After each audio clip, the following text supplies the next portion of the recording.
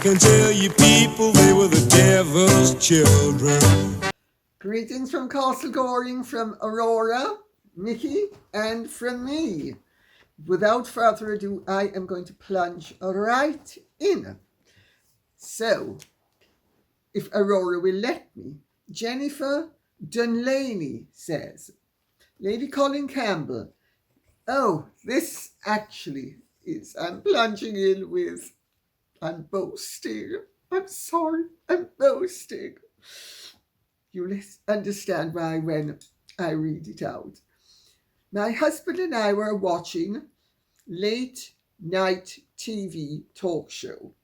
The host said President Biden's relative, I think an aunt, stated she wanted Meghan Markle to run for president and was promoting it.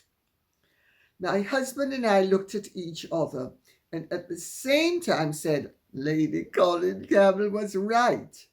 Thank you for your program and providing us with truth. Well, Jennifer Dunlaney, thank you very much for that very, very flattering and I hope somewhat accurate compliment. It means a lot to me. I try to be as accurate as possible, to never guess, to not second guess either, slightly different from guessing, and wherever possible, to not only aim for the truth, but speak the truth. There's a slight difference because, it's not always possible to actually speak the truth. There are times when one has to dance around issues, as I am sure you have realized. But there are many ways of speaking the truth. And even if one doesn't boldly assert it, one can convey it by suggestion as well as by statement. So, since I've got to live up to the compliment, I'm going to tell you a few truths. Harry and Meghan have been, as I'm sure you know, on a massive PR exercise. We need to make we need to make money. H. Can't even look at him. Oh, we certainly need to make money, and I don't care how much you don't like me and I don't like you. We're gonna present a united front. I know all about front. I've always been all about front. A concerted and well executed propaganda exercise so that they will be able to defeat the rumors that all is not well in paradise and that people will be duped into thinking that everything's great in paradise. However, you notice neither of them is a good enough actor to actually be convincing. Anyway, I'm going to tell you what I have been told is really going on and what the reality is. Okay? Well, there has been a very good campaign. It started with the announcement that Meghan was going to accompany Harry to the Invictus Games. There's a little problem there.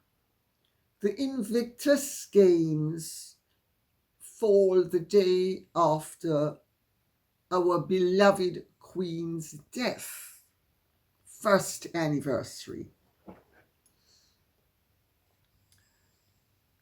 The family will be marking the occasion. You know, Queen Elizabeth II's death has been a huge loss, not only to members of the public who revered her, but even more so to her family. You notice who's not going to be there to mark the occasion. I wonder why. Now, people are saying that Harry and Meghan were deliberately snubbed for the remembrances that will be taking place at Balmoral and wherever else the other royals might be. Because not all of them are going to be at Balmoral. I understand one or two of them are not going to be at Balmoral. You know, she has cousins who are now pretty old, who loved her dearly, etc., etc. So, anyway, I'm not going there about who might and might not be there. The reality is the immediate family is evidently going to be there. And contrary to the reports that have been circulating that Meghan and Harry have been deliberately snubbed, no. All of the immediate family has a standing invitation. The fact that Meghan and Harry have not taken it up since, if I remember correctly, the visit to the Castle of May, and the Castle of May is not Balmoral. I hasten to add that. Should suggest something to you. Harry and Meghan know a standing invitation in a situation like this should not be accepted, because nobody would want to speak to them. Nobody wants to be in the same room as them. Nobody wants to be on the same planet as them. A certain royal pointed out to me quite recently. Well, there's the announcement of the Invictus Games, which it scores propaganda-wise on two fronts. The first front is Mr. DeMille, everything's fabulous in paradise. Yes, it is.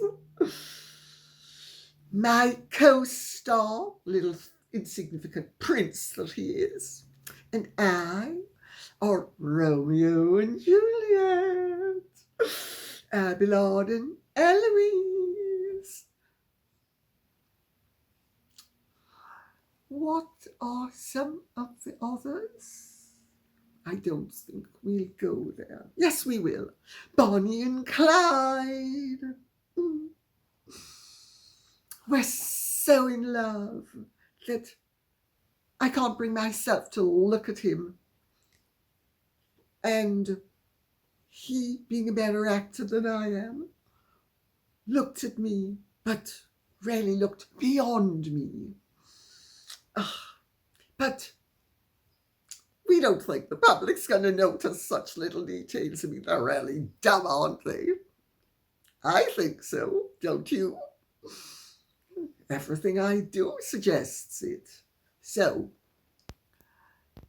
it scores that point, which is everything's coming up roses, and it also provides the ideal victimhood.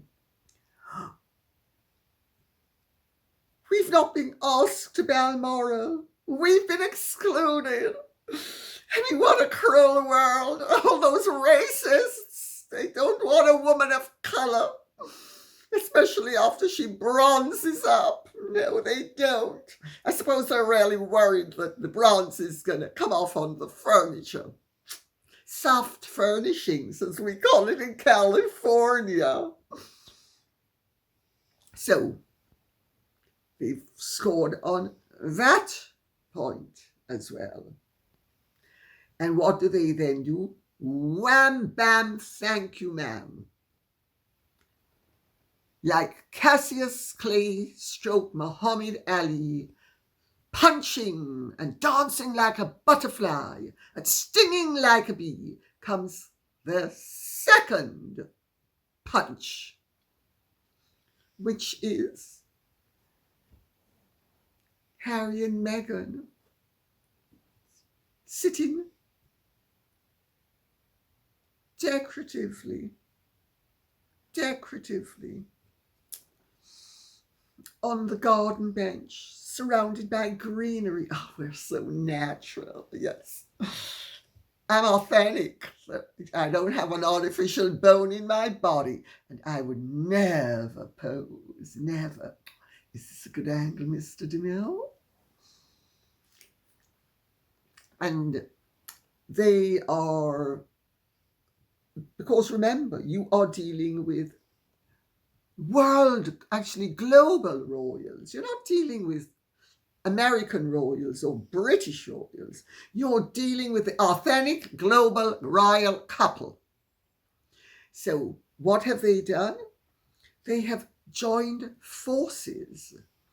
Their Archewell or Archewell, however they want to pronounce it, Foundation is a founding member of an initiative that will help fund 26 youth-led projects. The US recipients of our largesse, because we're so philanthropic, we're going to talk to them and we're going to surprise them. And can you imagine, as we do the first Responsible Technology Youth Power Fund grants with phone calls to congratulate them and surprise them, what are we going to do? Well, we're going to present the facade of a very loving couple. I'm not going to look at him even once. And when he looks at me, he's going to look beyond me. And we're going to surprise all of those recipients. And we're going to say, oh, it's just marvelous. You're doing fantastically. The world couldn't survive without you. Your contribution is just marvelous and fabulous. And everything is really over the top as usual because you're dealing with a duchess and a dunderhead. Well, that one actually, I thought, flopped like a lead balloon. I should actually have said it sank like a lead balloon. I need to correct myself. I was not as precise as I should be. I thought she looked rather good, although my goodness, did you see the way she was masticating? No wonder her jaw is twice the size, the width of her face down here because of her jawline is twice the size of the cheekbones. I actually thought that a sign of beauty was that this was wider than this. But who am I to talk? I mean, I wasn't a supermodel like Meghan. No. No, I wasn't. And I don't even have the photographs to invent the claim that I might have been a model. Oh, no, no. It's all in my head. Well, with her, it's all in reality. Well, the degree of tension that she emanated was frightening. Frightening. I actually had compassion for her. And I thought, this woman really looks as if it is the biggest struggle to actually get out the words.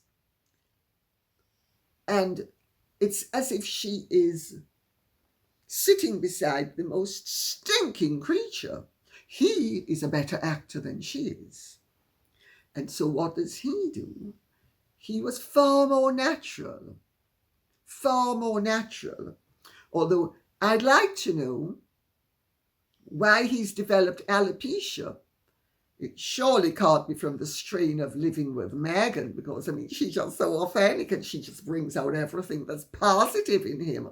I mean, look at what they've accomplished in the last 3 years since they've left the racist country called the United Kingdom. Then, what comes after? Her birthday dinner at Trelune.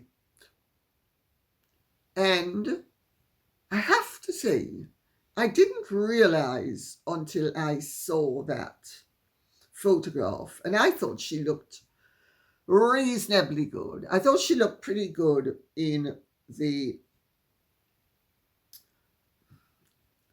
Responsible Technology Youth Power Fund Initiative, blah, blah. So you're just fabulous. But in that striped dress,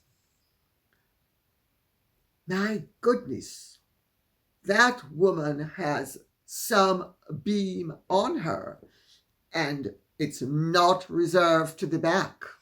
It floods into the side. No waistline, no hips, but beyond the hips. I mean, look at her in that. And the tendrils. Medusa has arrived. Medusa is celebrating turning 42 at Trelune, which is a medium-priced, may I say, medium-priced Italian restaurant. Now, I'm not snobbish about restaurants, and I'm certainly not snobbish about getting a good deal. So don't mistake me saying it's a medium-priced Italian restaurant. But what was really interesting was, remember, Meghan has not been asked to Serena's party. She's not been asked to the Obamas. She's not been asked really to anything A-list, unless you call Ellen DeGeneres A-list, which I certainly don't. I call her Ellen Degenerated. She was, I suppose, A-list, but she certainly isn't anymore. But who were their guests? I mean, not the A-listers. Matt Cohen and his wife, Heather Dorak, who Meghan befriended when she opened up her first Pilates studio. And Meghan goes to it. Now, I'm not saying there's anything wrong with being friendly with people who are providing you with a service that you pay for. And Meghan and Heather Dvorak both like Pilates. Good luck to them. Well,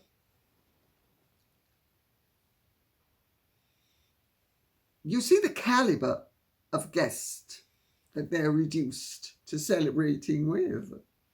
An important birthday like her 42nd. And I'm going to read out something that Heather Dvorak posted about Meghan to show you why it is in both their interests to remain friendly. Now, I don't know about you, but I differentiate very sharply between personal friends, social friends, who up to a point you can call our friends, but they're not really friends in that they would scarper at the drop of a hat if it suited them. And professional acquaintances with whom you are on cordial and friendly terms. Nothing wrong with that. But you begin to see why Meghan and Heather Dvorak are back scratching each other. And I'm going to read it out in a second and you'll see what I mean. And what's really interesting about Meghan's friendships is they are always mutually advantageous. God forbid she should have a friend that wasn't bringing something to her table. I mean, is that a basis for choosing friendship? And for being friends and having friendships? I mean, you choose your friends, I would have thought, because they're people you like.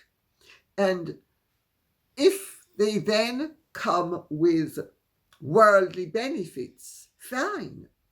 But Meghan doesn't have one friend.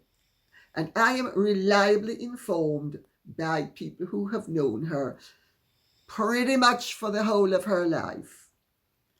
And people who have known her very well since she was a success, that Meghan's basis for friendship is mutual advantageousness. That doesn't strike me as friendship. That strikes me as alliances. Usually financial, but in this case, not only financial, because Meghan and Heather Dvorak are involved in a mutually advantageous relationship, because as Meghan has become more famous, Heather has piggybacked on her, and it does Heather Dvorak no harm to be friends with Meghan Markle. From a financial point of view, it's great, and good luck to both of them. However, when she writes, as she did in 2021, she did this in defense of Meghan in the light of the increased tabloid scrutiny to which Meghan was being subjected as a result of Meghan's actions. And what did she write?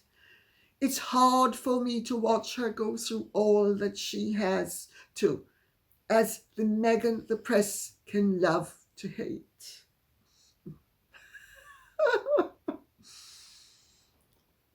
Wait for it. Mostly because it's so far from the Meghan that I know. Sweet. I'm Julia Roberts. I'm demure. In fact, I'm almost a virgin. I'm not really sure I know what that's all about. No, I mean, I might have starred as a tart in what's the name of that movie with Richard Gere? But I'm so demure. I'm innocent. I'm an innocent tart with a great heart. Well,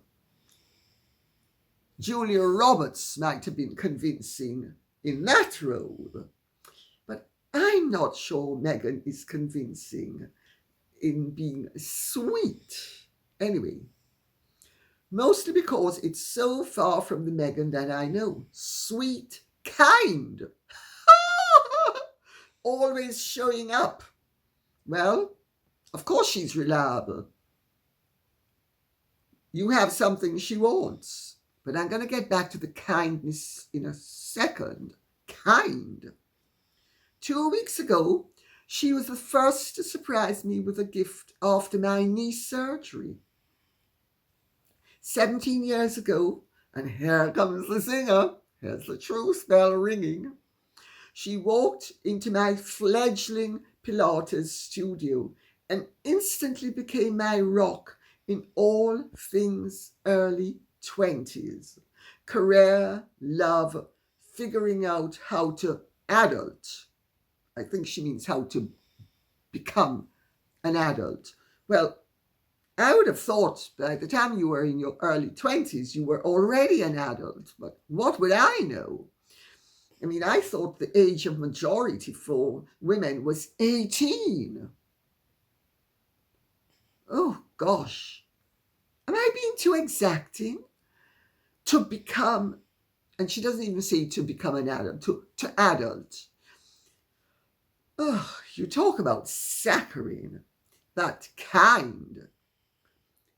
This is the woman who is so kind that she went on Oprah, she lied about the British royal family being racist. She caused no end of trouble in the Commonwealth. And I know this because, being Jamaican, I have been in touch with several of the Caribbean and one or two African. One of the babies is snoring.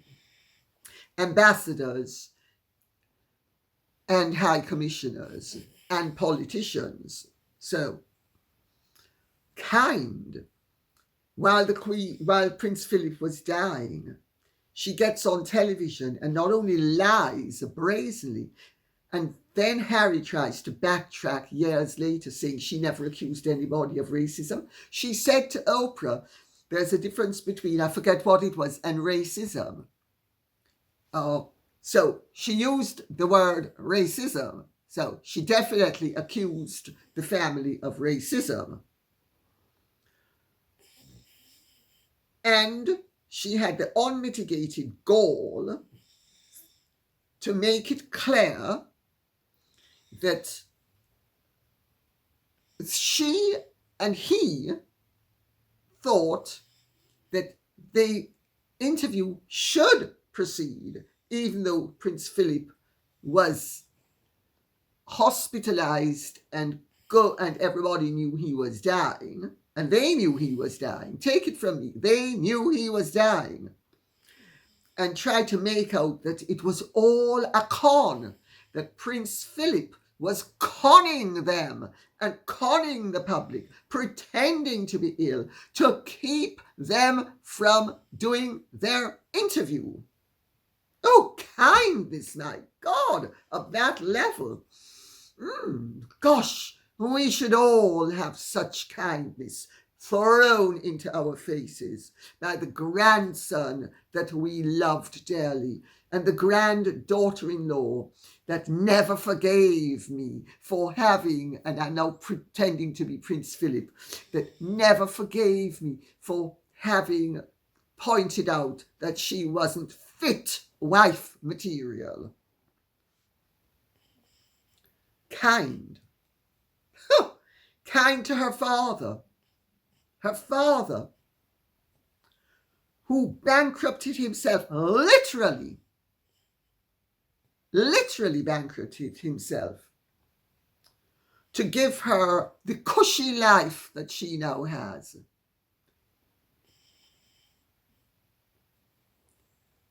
And cut him out because he did one interview which he believes she set up with Jeff Rayner.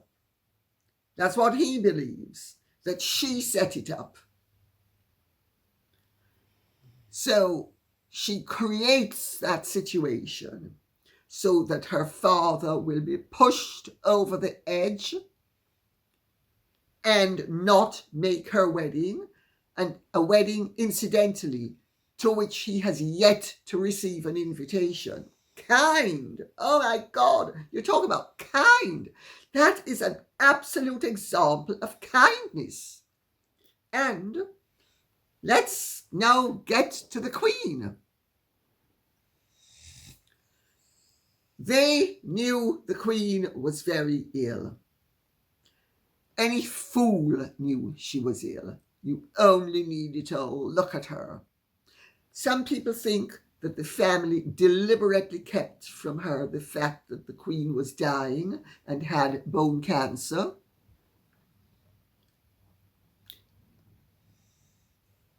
That is not possible. And I'm going to tell you why it's not possible.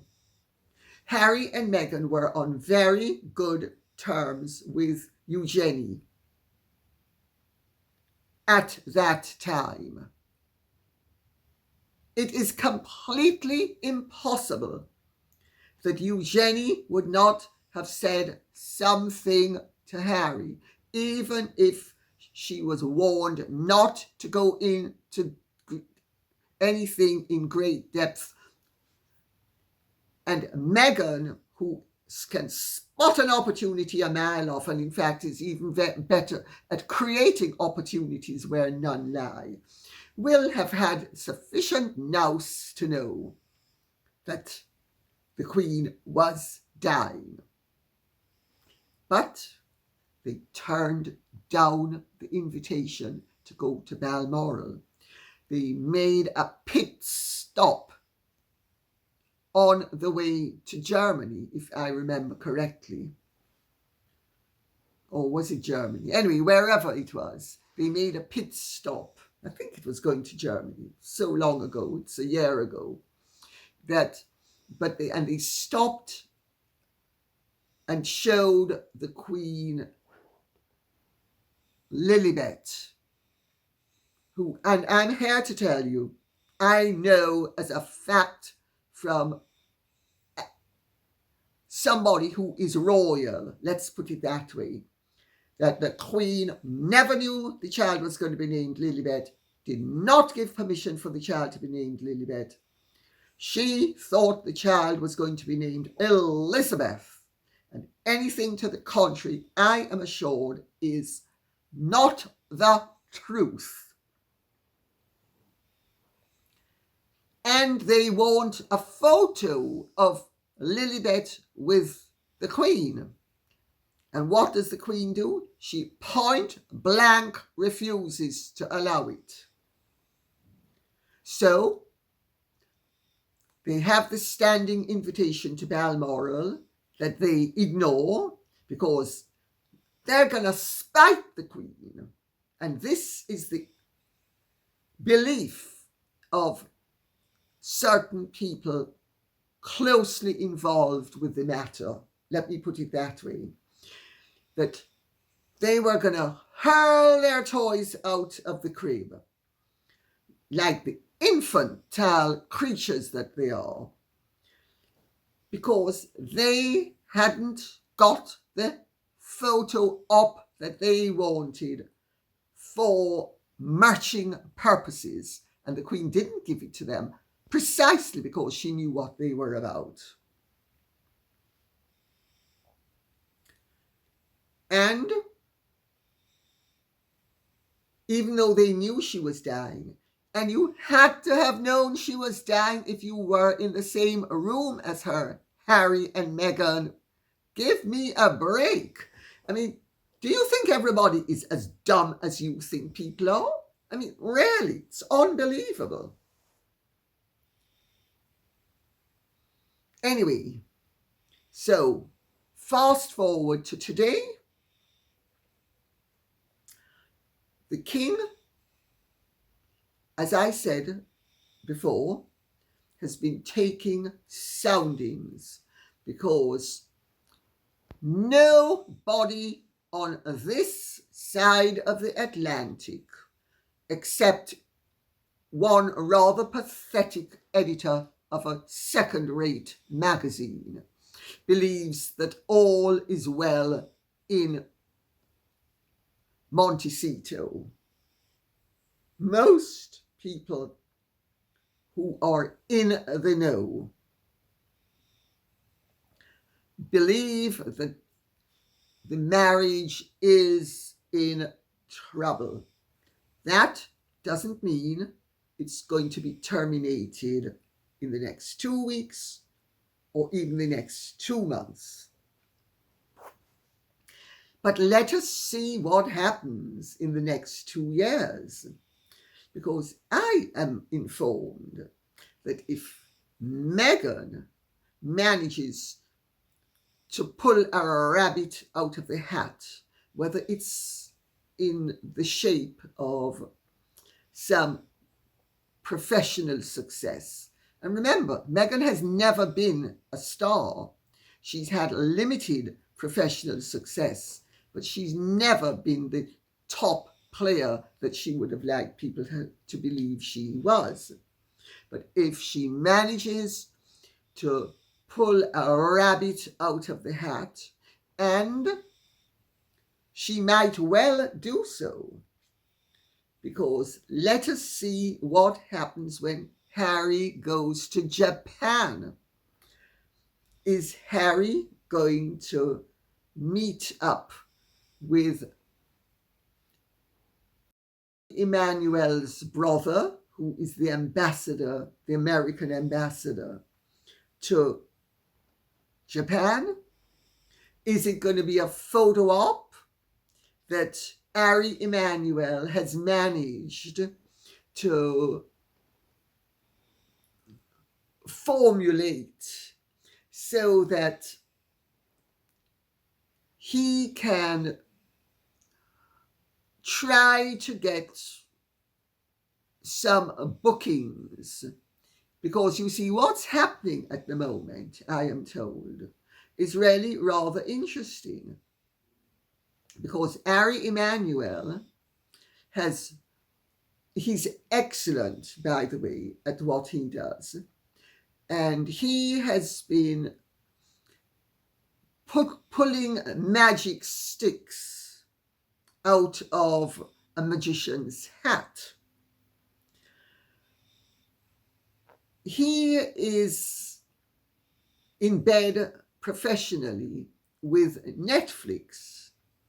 Netflix has seen, and this is why Suits is being promoted to the extent it is being. This is what I have been told by my contacts in Hollywood, that Netflix is promoting Suits to try to salvage the investment in Meghan and Harry, so that at least they will, because if Meghan becomes successful in some way, and it is hoped that by bigging up her Suits, they will be able to big her up. I'm not quite sure how that's going to fly, because A, Suits has not been around for a while, and B, Meghan was only ever a minor player on Suits. And I know because I saw the first 2 or 3 years of Suits. And actually, I rather liked it, and I thought it was rather good. I have to say, I didn't particularly warm to Meghan. I was totally indifferent to her.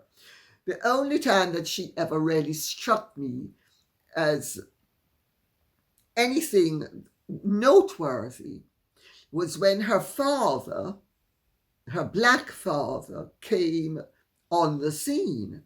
And I thought, because I'm Jamaican, I know my gradations of colour. I mean, and she'd had so much plastic surgery that I didn't even realise that she was supposedly of colour.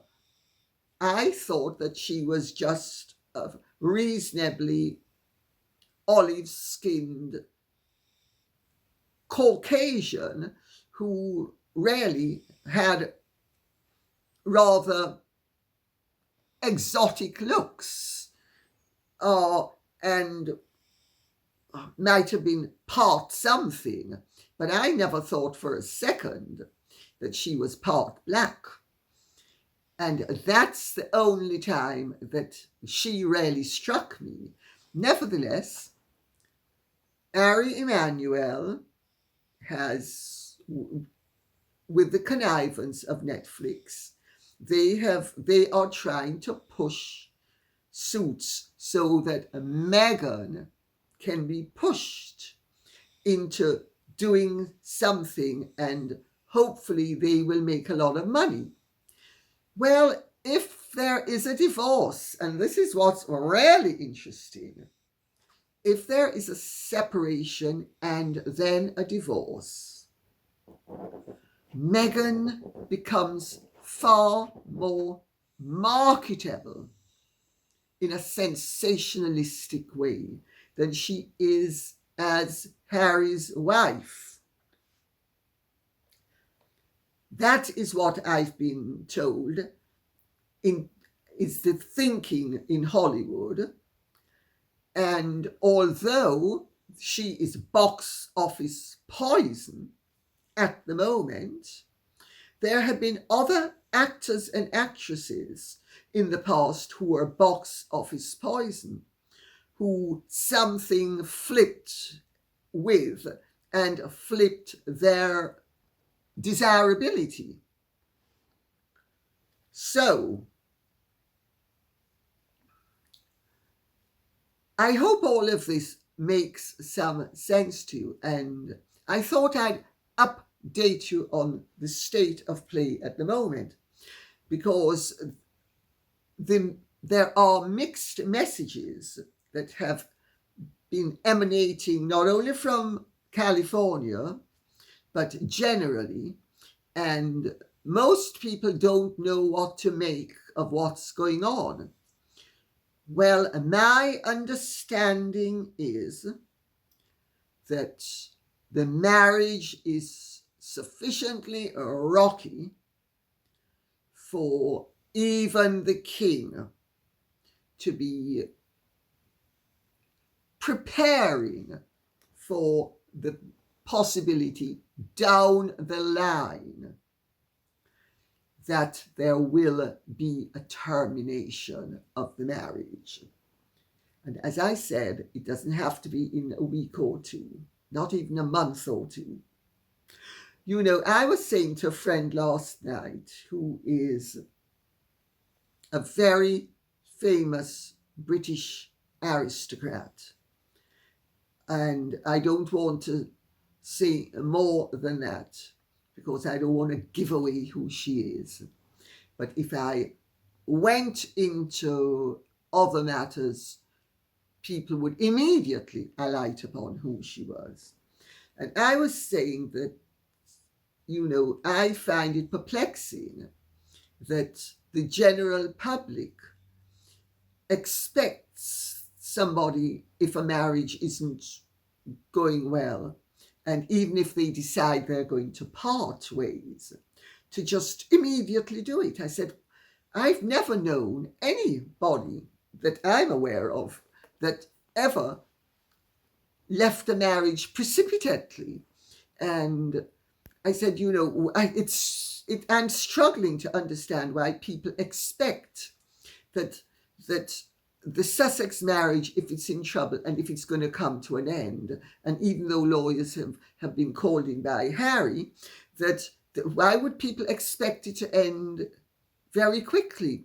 I mean, there are all sorts of worldly considerations. And she said to me, and that's the key, she said, you and I understand that when there are worldly considerations, as she said, as she also said, and we're speaking about money, but it's not only money we're speaking about, it's other worldly considerations, reputation, name, position.